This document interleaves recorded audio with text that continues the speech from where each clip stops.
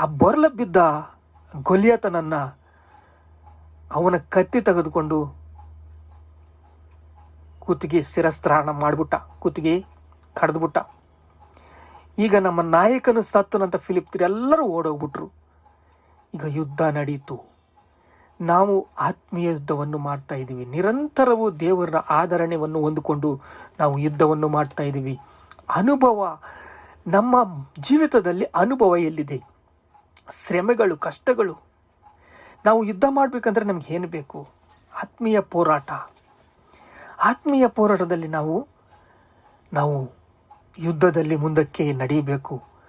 ಎಫೆಸಿ ಅವರ ಪತ್ರಿಕೆ 6ನೇ ಅಧ್ಯಾಯ 10ನೇ ವಚನ ನೋಡಿದರೆ, ಯುದ್ಧವು ನಡೆಯುವ ದಿನದಲ್ಲಿ ವೈರಿಗಳನ್ನು ಎದುರಿಸುವುದಕ್ಕೆ ಜಯಶಾಲಿಗಳಾಗಿ ನಿಲ್ಲುವುದಕ್ಕೆ ಆಗುವಂತೆ ದೇವರು ದಯಪಾಲಿಸಿದ ಸರ್ವಾಯುಧಗಳನ್ನು ಧರಿಸಿಕೊಳ್ಳಿರಿ.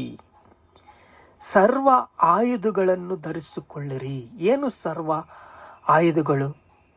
ಎಲ್ಲಿರ್ತವೆ? ಎಲ್ಲಿ ಸಿಗ್ತವೆ ಅವು? ನೀತಿ ರೀ. ನೀತಿಯಿಂದ ನಡೆಯೋದು, ಸತ್ಯವೆಂಬ ನುಡಿಯೋದು,